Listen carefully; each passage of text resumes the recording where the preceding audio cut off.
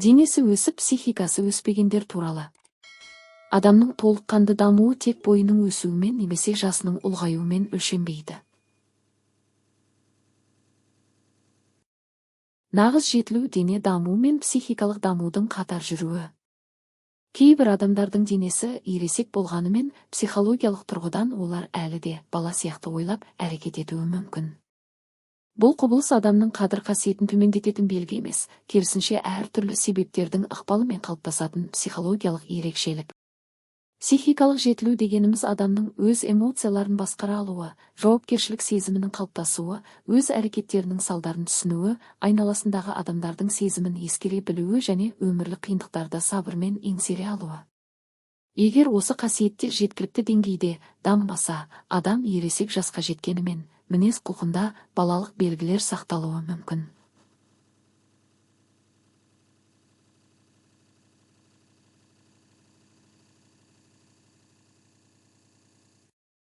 Мұндай жағдайдың пайда болуына бірнеше фактор әсер етеді. Ең алдымен, отбасы тәрбиесі маңызды рөл атқарады. Егер бала үнемі шектен тыс қорғалып өссе, оның орнына барлық шешімді ата-анасы қабылдап отырса, бала жауапкершілікті өз мойнына алуды үйренбейді. Кейін ересек өмірде де ол қиындықтардан қашып, өзгелерге тәуелді болып қалуы мүмкін. Керісінше, тым қатал немесе эмоционалдық қолдау көрсетілмеген ортада өскен балаларда психологиялық тұрғыдан толық жетілмеуі ықтимал. Тағы бір себеп өмірлік тәжірибенің жеткіліксіздігі. Кейбір адамдар қиындықтардан үнемі қорғалып жүргендіктен өз бетінше шешім қабылдау, қателесу және сол қателіктерден сабақ алу мүмкіндігін жіберіп алады. Ал өмірлік тәжірибе адамның психологиялық дамуының маңызды мектебі. Қателесу, жауапкершілік алу және өз еңбегімен нәтижеге жету тұлғаның қалыптасуына ықпал етеді. Қазіргі технологиялардың да әсері бар. Әлеуметтік желілер мен қысқа бейнелерге тәуелділік кейбір адамдардың назарын тұрақсыздандырып, ұзақ ойлануға, мәселелерді терең талдауға деген қабілетін әлсіретуі мүмкін.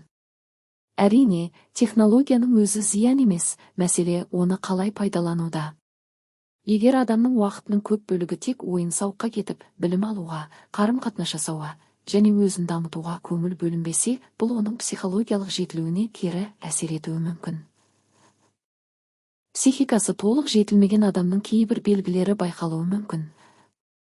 Мысалы, ол өз қателігін мойындағысы келмейді, барлық кінәні өзгелерге аударады, сынды қабылдай алмайды, эмоциясын бақылауда қиналады, немесе ашуға тез беріледі. Кейде мұндай адамдар бір сәттік қалауын бәрінен жоғары қойып, ұзақ мерзімді мақсаттарды елемейді. Олар қиындық туған кезде мәселені шешуге емес, одан қашуға, немесе басқа адамдардан көмек күтуді әдетке айналдыруы мүмкін.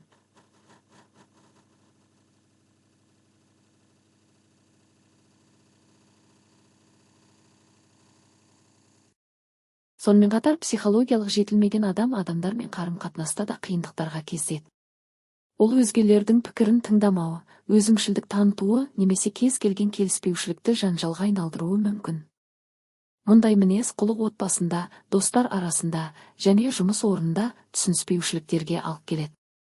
Дегенмен мұндай ерекшеліктері бар адамдарды кемсітуге немесе оларды жаман адам деп бағалауға болмайды. Психологиялық жетілу өмір бойы жалғасатын процесс. Көптеген адамдар белгілі бір қиындықтарды бастан өткергеннен кейін ғана өмірге басқаша қарай бастайды. Кейбіреулерге бұл жолда психологтың немесе психотерапевтің көмегі пайдалы болуы мүмкін, ал басқалары кітап оқу, білім алу, өзін-өзі талдау және жаңа тәжірибе жинау арқылы дамиды. Психологиялық дамудың негізгі жолдарының бірі жауапкершілікті қабылдау. Өз шешімдері үшін жауап беру, уақытты дұрыс жоспарлау, қаржыны басқаруды үйрену, өзгелердің құқығы мен сезімін құрметтеу адамның тұлғалық өсуіне ықпал етеді. Сондай-ақ эмоцияларды тану және оларды дұрыс жеткізе білуде маңызды. Ашуды, ренішті немесе қорқынышты басқару психологиялық жетілудің басты белгілерінің бірі. Өзін-өзі дамытуда үлкен рөл атқарады. Көркем әдебиет оқу, ғылыми еңбектермен танысу, жаңа дағдыларды меңгеру, спортпен айналысу және қоғамдық жұмыстарға қатысу адамның дүниетанымын кеңейтеді.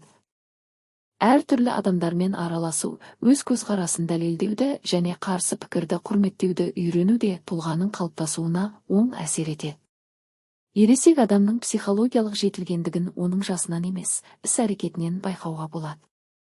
Жетілген адам қиындықты сабырмен қабылдайды, өзгелерді құрметтейді, өз қателігін мойындайды және оны түзетуге тырысады. Ол қысқа мерзімді эмоцияға емес, ұзақ мерзімді мақсаттарға сүйеніп әрекет етеді. Мұндай адам өз өміріне өзі жауап береді және үнемі дамуға ұмтылады. Қорытындылай келе, дененің өсуі табиғи биологиялық процесс болса, психиканың жетілуі тәрбие, өмірлік тәжірибе, білім және адамның өз еңбегі арқылы қалыптасатын ұзақ жол.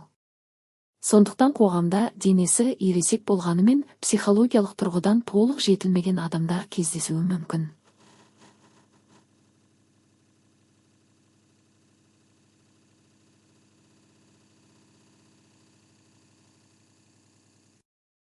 Бұл жағдайды түсіністікпен қабылдап, олардың дамуына мүмкіндік жасау маңызды.